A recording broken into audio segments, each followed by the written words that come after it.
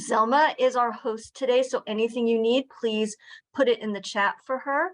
And I'm going to introduce myself. I am the moderator. My name is Cindy Stogel, and I am the program manager for adoption, intake, and matching in our foster care and adoption department. And I want to welcome you to our panel discussion entitled Innovating Our Story to Honor the Families and Children We Serve.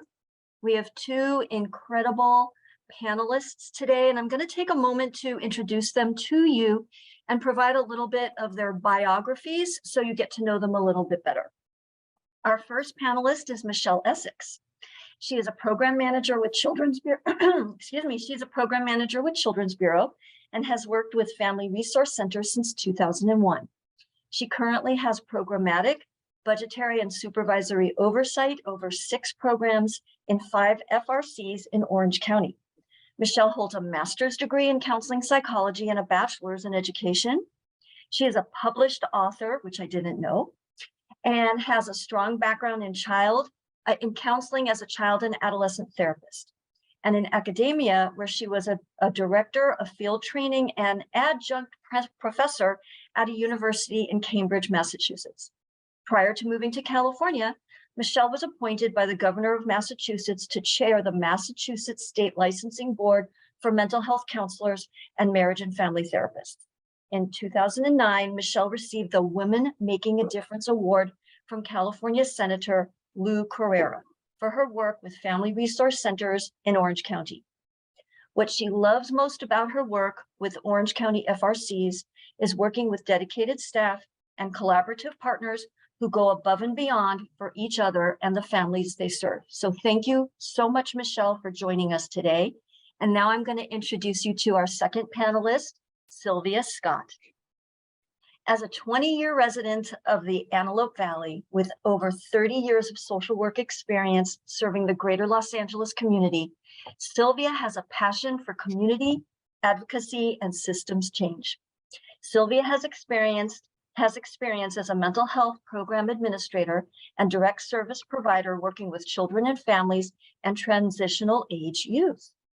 She also spent many years working to promote HIV prevention and education and providing education and case management to homeless veterans and families in our community. That's amazing.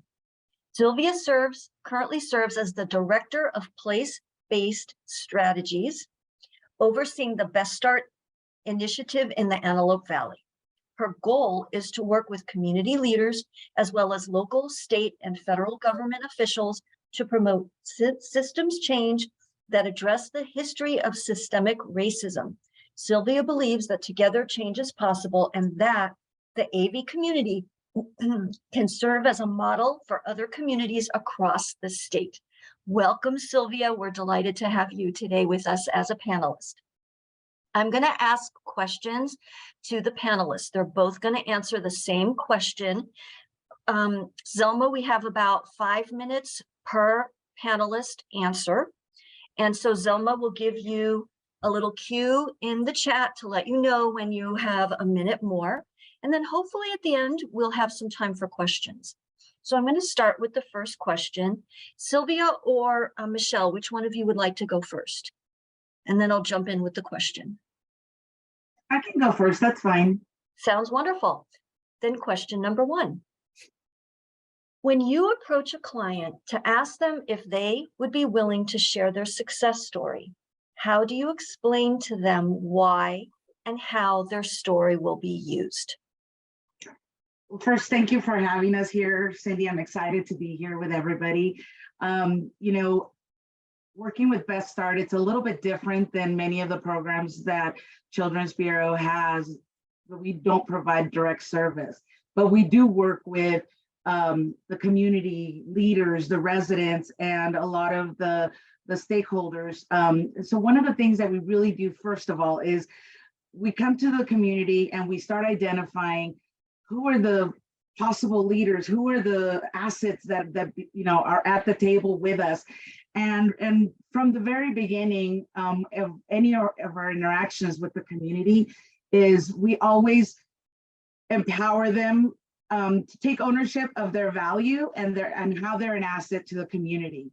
So we build along that. When we start building the relationships with our residents, we always keep that in mind, is that we're constantly reminding them what an asset they are to the community. And so when we start looking at what are some of our success stories, they look a little bit different in terms of it's not a family who maybe graduated from one of the mental health programs, or it isn't like that. The way we look at it is, so for example, we offer a lot of capacity building workshops. One of them is the Policy Leadership Academy. So let's just say we have one of our residents go through the Policy Leadership Academy. The next step is that they want to become involved in our policy committee. And then the next step would be that they're now becoming louder advocates within the community. And so that's where we start measuring the success, and we start measuring the impact that we're having, right? So it's really, really important that we, along when we have these conversations with our residents, and when we want to spotlight them, we start off with just reminding them how valuable their experience and their knowledge is to our community. And as we celebrate them, I think it opens them up a little bit to being more comfortable in being on the spotlight in terms of they're going to be, the success story being covered. But we approach it at a real authentic level. Like, that's the only way to actually get people and community members to trust us, is that we've got to be respectful and we've got to be authentic with them. And I think being able to show that makes a lot easier for them to be willing to maybe write a little script, about them, or put them on our newsletter, or even share it within our larger meetings or convenings. So really, that's how we approach them, is really being authentic and being respectful. Thank you very much. That was wonderful.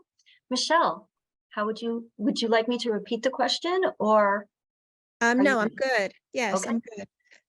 Hello, everyone. So great to be with all of you this afternoon, because I have the privilege of sharing the great work of our direct family support advocates and information and referral specialists in Orange County that work directly with our clients through our family resource centers.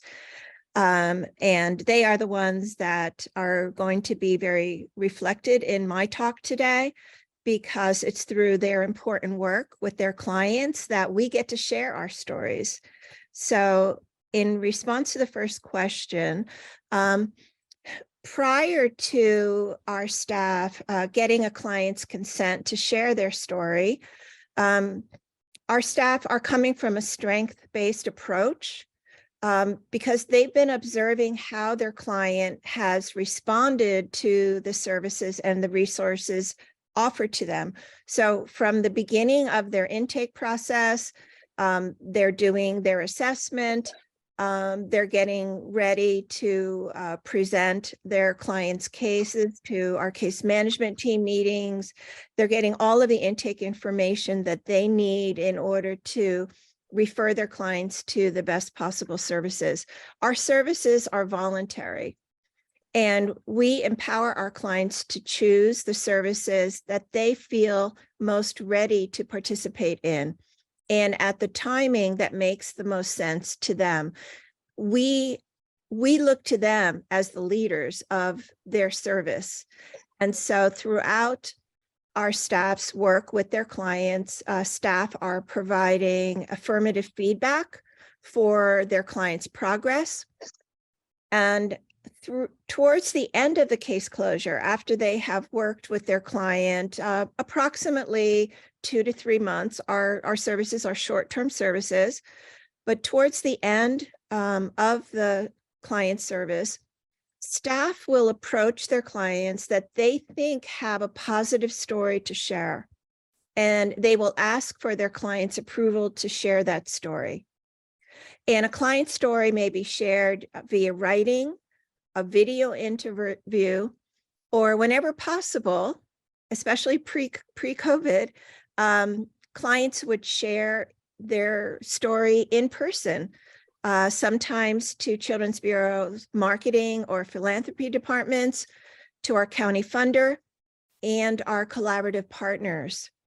So clients are informed that their story and their feedback can be very helpful for our fundraising efforts. Sometimes even our renewed grant cycles. Clients will write when we're getting ready to renew through an RFP. Sometimes clients will write their feedback on the services that they received and why the county should fund us again. But prior to sharing their story, we always receive written consent from the client before their story is shared, either in writing or through a video, or when they choose to speak in person to share their story. Thank you very much, Michelle. You both provided such valuable information for our first question. Now I'm going to move on to our second question. How do each of you establish a relationship with your client to build rapport and instill trust so that when you share their story, the client feels safe, respected, and honored? Sylvia, how about if you go first? Sure. Like I said, this goes back a little bit into what I said earlier in terms of the approach that we use in Best Start in really looking at asset-based community development. And why we think that is really, really important is, as we know, the Antelope Valley is a rural community. So there's already a lot of disadvantages that come with that maybe don't plague the rest of the county. But we really, but instead of looking at everything like all our deficiencies or things that could be seen as negative, we really take a look at everything around us in a positive way. And so we start instilling that in all our members, residents that are part of Best Start. We start helping them have a mind shift of how they see things. You know, sometimes you get a lot of people who the mindset is like, well, why are we going to do this if nothing's going to change anyways, right? So we're constantly battling that shift, that mindset. And we're talking about how with their experience, with their valuable knowledge and what they've lived in this community, that they can make a huge difference. So I think is really building that up and empowering them to know that their voice can be heard and that their voice can be loud and it can start impacting or at least nudging some of these systems that tend to hold issues in place. But most importantly is really meeting the resident where they're at, right? We're not gonna come at them with, a clinical summary of their work. We want to speak to their work or their success being where they're at and really just making it so powerful and helping them own that and be proud of that so they can also talk about it. Because sometimes there's a little bit of sense of shame in terms of if I haven't done something or I have to change something, I used to think this way, that it might keep them from wanting to go public or talk about their story. So we really focus on how they're important and they're valuable in our community.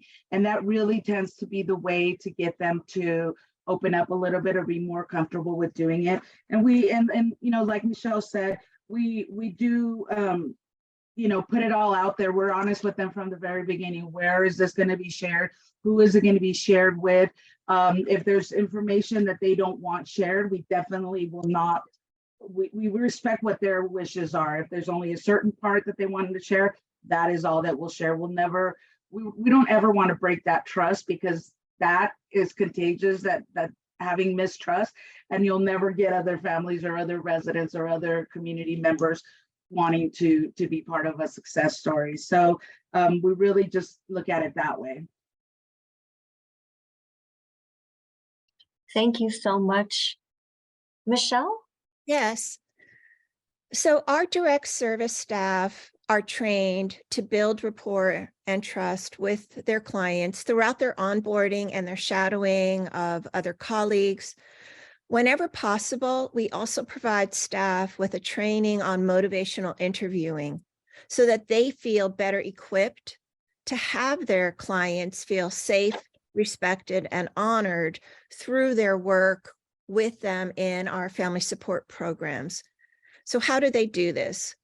Well, staff do this by showing up and being present to listen to their clients' stories, their challenges, their often crises that they're facing, but also their triumphs whenever possible to point out a client's resilience. Staff are doing that as well. So listening to their client's story is the key in the beginning, listening and identifying how they as family support staff can best support their clients. So our staff, they are really the experts on the front line of representing Children's Bureau in the field.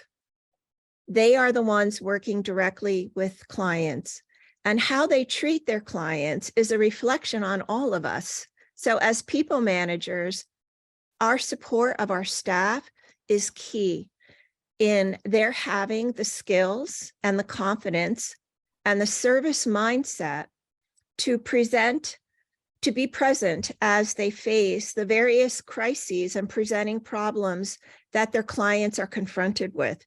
So for example, our supervision of our staff is so key that they have a place to go to talk about some of the really hard things they are hearing from their clients, for them to get the support that they need to continue to provide the very best services to our clients. So our direct service staff deserve all the kudos for their work with clients and in identifying the clients that would be most appropriate for sharing their stories, because it's really our staff. They're the ones that will either come to me or their supervisor to identify this is a client that they think would be really good to share their story. And we've done that either sometimes in our written stories and sometimes in interviews that we do with our clients. So in a variety of ways, it's through our direct service staff that we identify the clients that would be best and most appropriate in sharing their stories. Michelle, you mentioned something, a term, motivational interviewing. Can you expand upon that a little bit? And Sylvia, if you're familiar with that, I would love to give you the opportunity to share as well. Yes, this is a training that is really key, I think, for any direct service staff, because it's how you build rapport. And unfortunately, it's a very expensive training. So we don't typically get to provide it to our staff. Periodically, our county funder will offer it, but it's usually only a brief training when the county has done it. Last year, through some budgetary savings that I had, I was able to contract with a professor, the professor that teaches motivational interviewing, and she did a 6-part series for my direct service staff at that time. And that's why I think it would be a fabulous training for somehow Children's Bureau to have the funding for our direct service staff. I will look again this year if I have enough savings to pay for it. I will again, because I think it's that important, because this is where staff really learn the key ways of communicating with their clients and how to empower their clients. So this very topic, this very question about how do we have clients feel safe, respected, and honored, so much of it is having our staff really communicate with the clients in such a way that the clients feel they are the ones in charge. We're not the ones in charge. We're not the ones telling them what to do. We are presenting options to them and they get to choose. So it's more that we are partnering with our clients not that we are the leaders of our clients. Does that help? Thank you. Sylvia, did you want to add anything to that? Sure. I have been lucky enough to have gone through that training, and it really does help in terms of, it's you're taking behavioral a behavioral approach, a cognitive approach, and you're now using it to have your client or the person you're working with really just take a look internally at how they can change some of their own motivation to make changes for their, whether it's a behavior issue or another kind of issue that they're dealing with. But I have found it that it's really it builds inside of a person, it builds a little bit more motivation to be able to say, hey, I could talk about this, hey, I know about this, or I'm a little bit of an expert in mental health in terms, because I experienced this. But it also then empowers and motivates the person to be able to respond positively to that, as opposed to having like internal negative issues. Thank you both for answering that impromptu question, but I was very interested in learning more about motivational interviewing, and hopefully our listeners are as well. So my next question is, how do you handle sensitive information from your clients' stories? Sylvia? So as I said before, one of the things that we do is really do capacity building. And by this, we mean we offer a lot of different workshops for both staff and for the community members. And one specific area that we've really focused on a lot is on the trauma-informed care.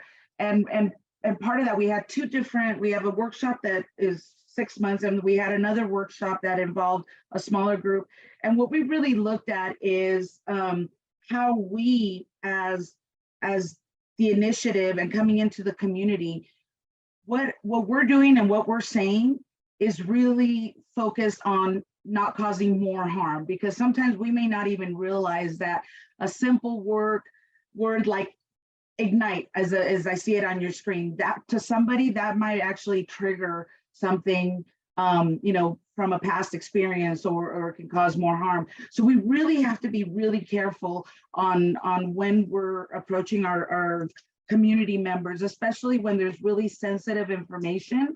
And some of the time, like some of these workshops that we do, we don't record them because there's some personal stuff that can be shared, or experiences that wouldn't be fair, and it wouldn't be ethical to put on our YouTube channel as look what we're doing. So we really are intentional and cautious about that.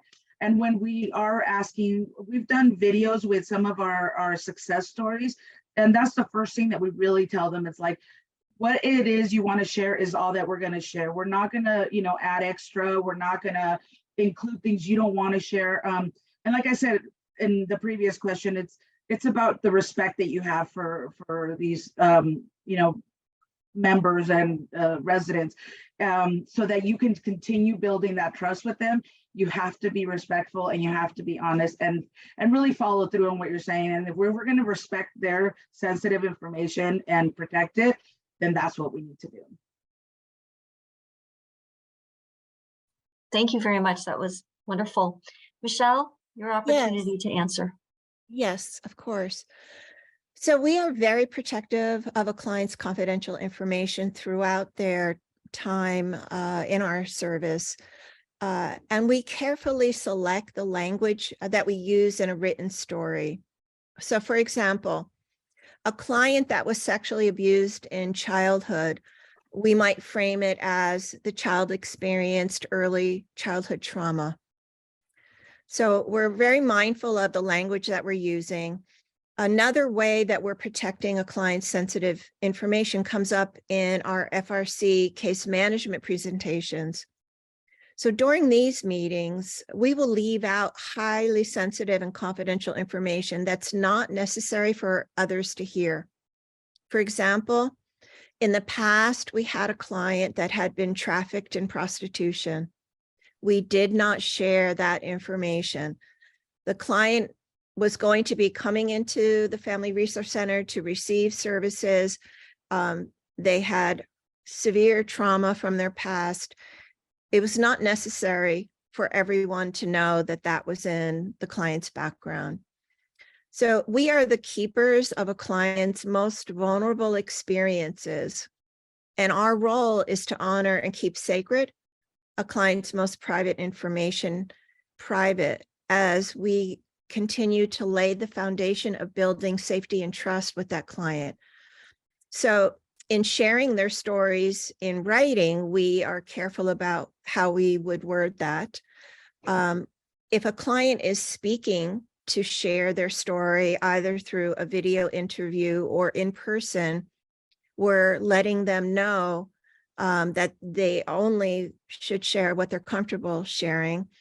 And if we know that the client might be inclined to want to share more, we would be coaching them prior to their speaking, especially if it's in person, to allow them to maybe reword how they might want to share something that was traumatic about their past, because we're looking always at their safety, and they might feel comfortable saying something in the moment, but we're also thinking about how are they going to feel afterwards? How will they feel after sharing that story?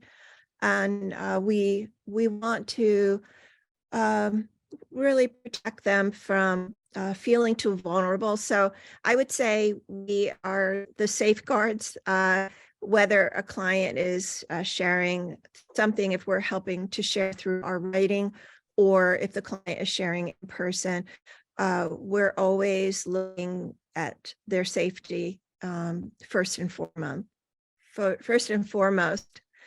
in whatever we're presenting about their stories. Thank you very much.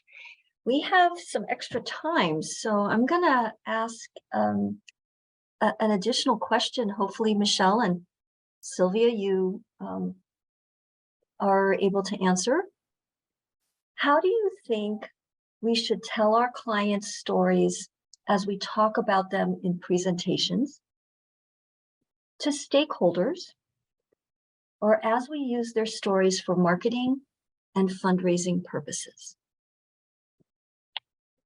Sylvia.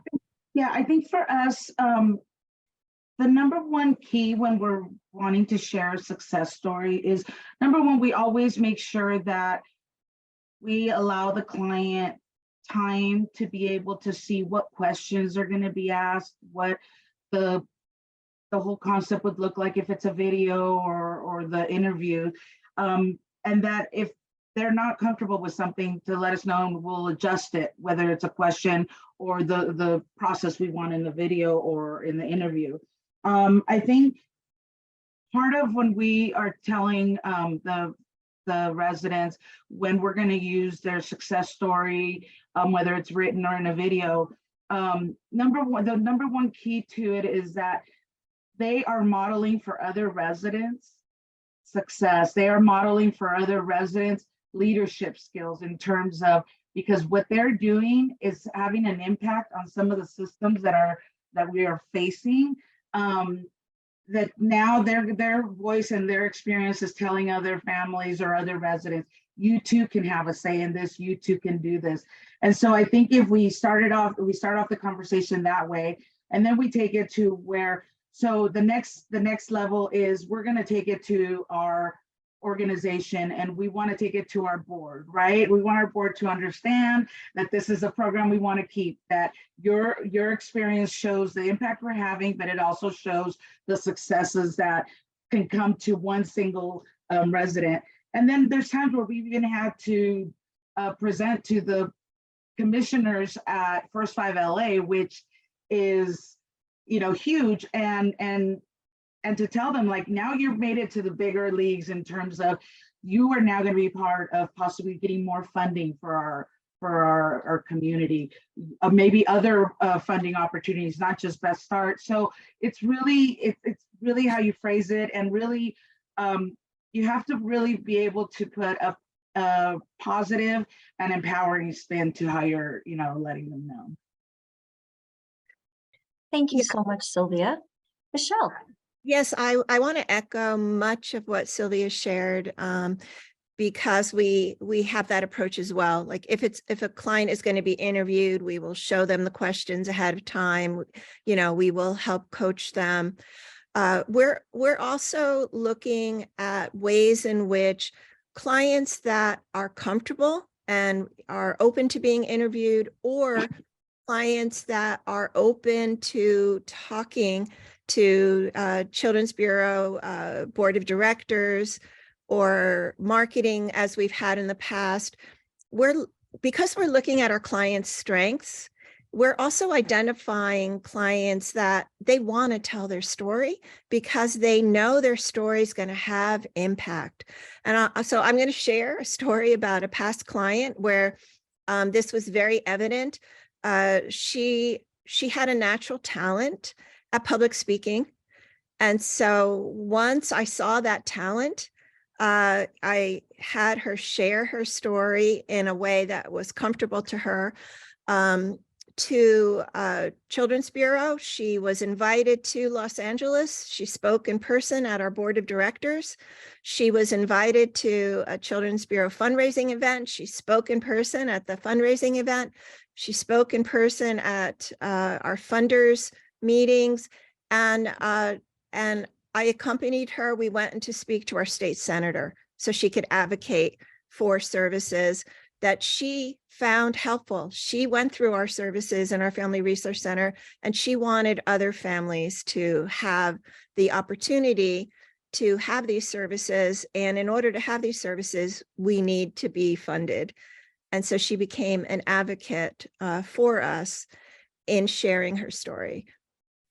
So I wanted to, if it's possible still, I wanted to share a sample of when we do a written story.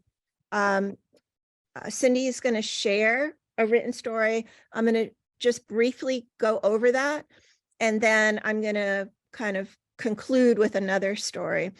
So this is what our written stories look like in our Family Resource Centers.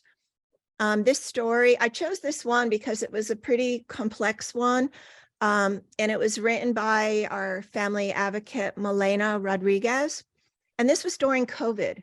And so she had this case referred to her of Ramon.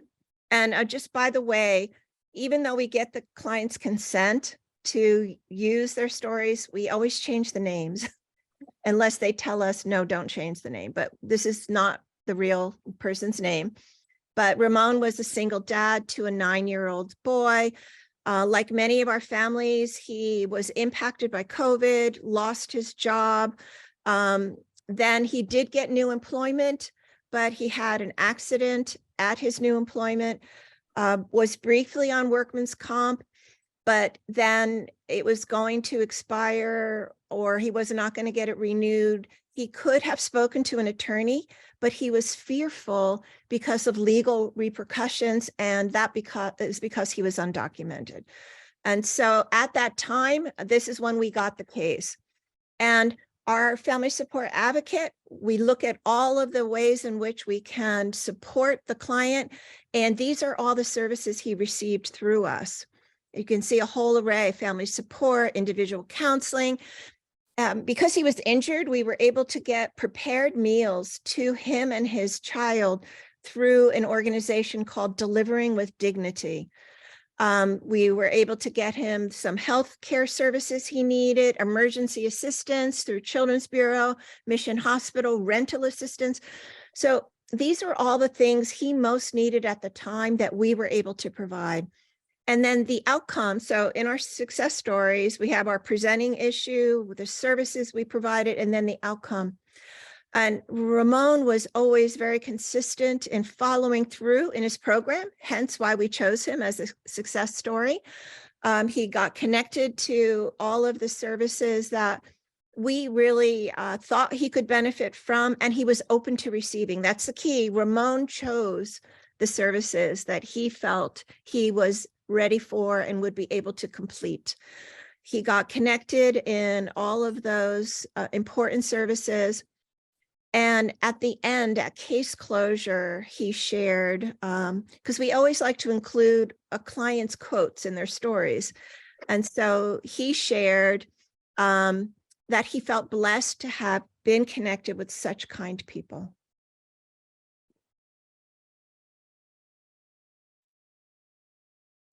Thank So you so much. Go yeah, ahead. I wanted to share that story for a variety of reasons. Because we also have, with our county funder, they have their own format for success stories that we complete it because it's our funder. But then they end up asking me for ours because they like the way ours is really written like a story. And so I wanted to share that as an example. And then I have another thing to share, unless Cindy, there's something else that you wanted to cover before. No, we have a good 5 minutes left, and we can ask also Sylvia if there's additional sharing that she would like to do. We've shared, and it's going to be put into our SharePoint, but we have some videos of residents who have either completed our Policy Leadership Academy or have completed our Trauma Informed Care masterclass. So you'll find those in our SharePoint for sure. Well, we will encourage everybody to go to SharePoint and check those resources out. Thank you so much. And Michelle, back to you for Okay. your final thoughts. Okay. So I was so excited. Of course, I've known about doing this presentation for months now. And I was, really wanting to leave all of you with something impactful. And sure enough, last week, we actually received an email from a client. This is an Oakview Family Resource Center client. And she sent the email to her family support advocate, Maria Aguilar, who hopefully is on here today, because all kudos are going to go to Maria when you hear what this client wrote. But the client wrote this not addressing it to Maria, but she wanted a bigger audience to see what she wanted to share. And, this is a client that Maria was working with through a number of hardships, and she's still a current client. So I'm going to read this to you now.